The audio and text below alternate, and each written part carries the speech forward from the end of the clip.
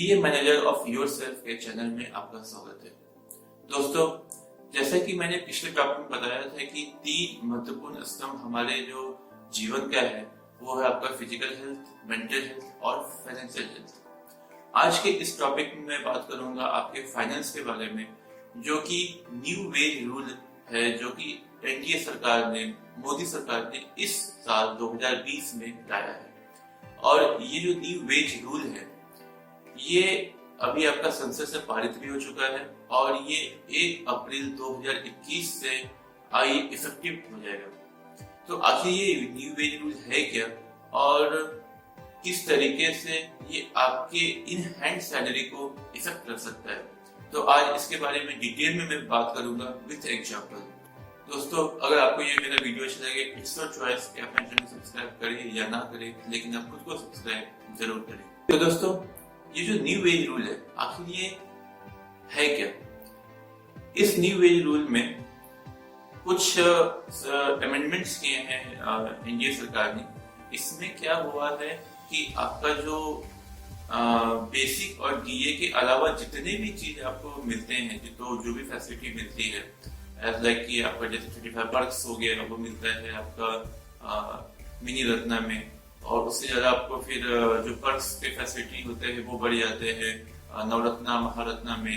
Private sector में बहुत सारे ऐसे फैसिलिटी मिल जाते हैं। इस न्यू वेज रूल में आपका अदर देन बेसिक और डीए जितने भी अमाउंट्स हो रहे हैं, that should not be greater than 50% of your CTC amount. मतलब कि आपका बेसिक और डीए इसके अलावा जो भी आपको मिल रही है फैसिलिटी, ऐसा लाइक आपका जैसे कि यूनिफॉर्म अलाउंस हो गया, आपका पीएफ हो गया, आपका टी अलाउंस हो गया, आपका कार अलाउंस हो गया, जितनी भी फैसिलिटी मिलती है सबका सम करने के बाद आपका जो सीटीसी का 50% से ज्यादा नहीं होना चाहिए। और अगर वो आपका 50% से ज्यादा हो जाता है तो 50% से वो जितना ज्यादा होगा वो आपका मैनेजर होगा बेसिक और डीए में, और उससे आपका बेसिक जो होगा वो रिवाइज हो जाएगा। और इससे जो आपका जो पीएफ होता है, जो पीएफ का 10% जो आपका बेसिक का कटता है, तो उसके हिसाब से आपका पीएफ का पैसा कटेगा। तो इन हैंड सैलरी आपको जो आएगी वो आपको हैंड में कम आएगी। तो दोस्तों, बेसिकली मैं इसको आप एक एग्जांपल देकर आपको समझाता हूँ। इससे आपको 100% क्लियर हो जाएगा कि आखिर ये वेज रूल है क्या। तो दोस्तों, इस न्यू वेज रूल में मैं आपको एग्जांपल के साथ समझा रहा हूँ। इसमें क्या है कि मान लीजिए कि अगर आपका सीटीसी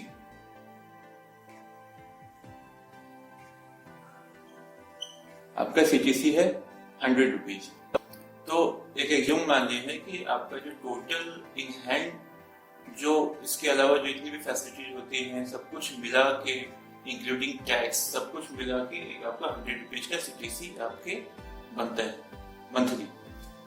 अब क्या है कि इसमें आपका एक तो हो गया आपका बेसिक और डीए। तो लेट सपोज कि आपका जो बेसिक है ये आपका है 35 रुपीज, और जो आपका डीए हो गया ये हो गया आपका 10 रुपीज। तो आपका टोटल कितना हो गया दोनों मिला के 45। ओके, तो इसके अलावा जितने भी आपको जो पैसे मिल रहे हैं, आपको जो सैलरी मिल रही है, ये आपके हो गए टोटल 55 रुपीज। ओके, तो ये जो 55 रुपीज है that should not be greater than 50% of 100।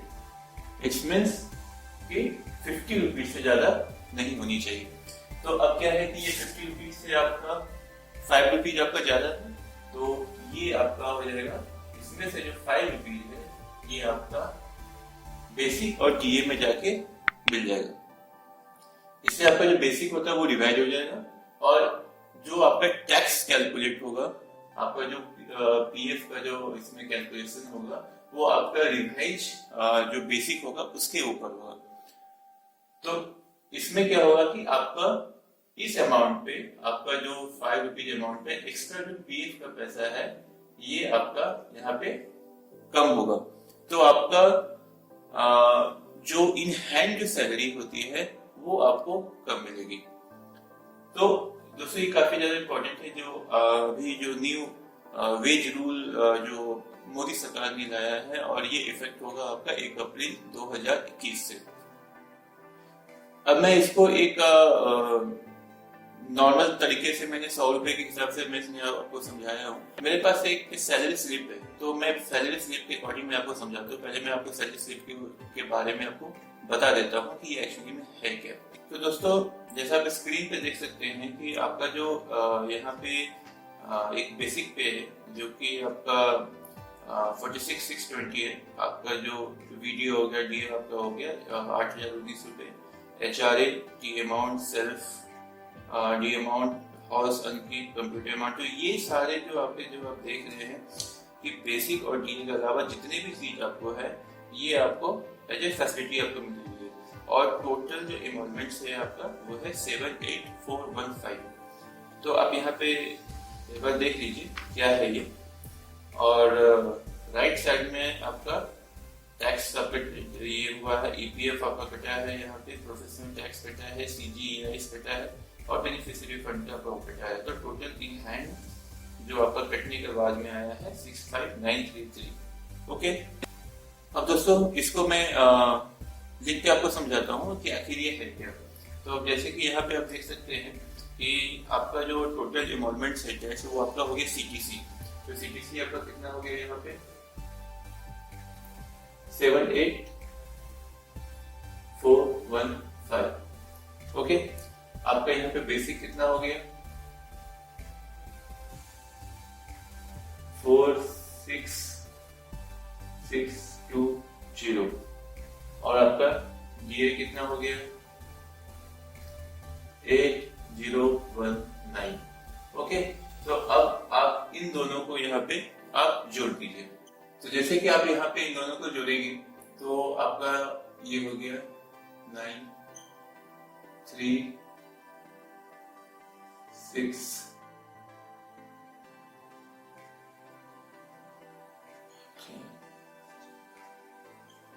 Okay, तो ये हो गया आपका 54,639।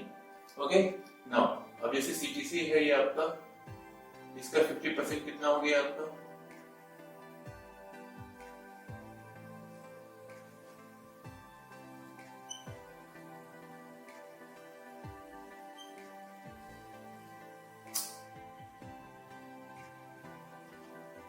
तो अप्रोक्सीमेटली आपका हो गया 39,207 रुपीज।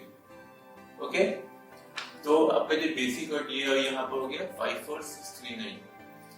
तो ये आपका बेसिक और डीए को हम लोग इसमें से माइनस करेंगे।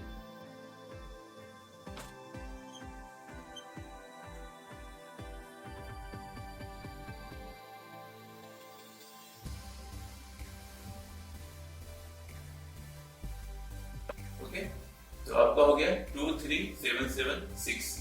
तो ये जो आपका अमाउंट है यहाँ पे इससे कम है, इसका जो 50% आपका जो CTC है आपका इससे कम हुआ। तो इसका ये मतलब हुआ कि आपका यहाँ पे जो न्यू वेज रूल है आपका नहीं लगेगा। ओके, तो ये मैं एग्जांपल के रूप में समझा रहा हूँ कि अगर आपका इतना CTC बन रहा है, इतना बेसिक, इतना डीए हो रहा है, उसके हिसाब से न्यू वेज रूल आपके सैलरी पे लगेगा कि नहीं लगेगा। और अगर आपका ये जो अमाउंट है आपका अगर इस अमाउंट से ज्यादा हो जाता है, मतलब कि 50% CTC से ज्यादा हो जाता है, तो उसको आप इसमें माइनस करके वो आपका बेसिक रिवाइज होगा और उसके ऊपर में आपका जो न्यू वेज रूल होता है वो लग जाएगा।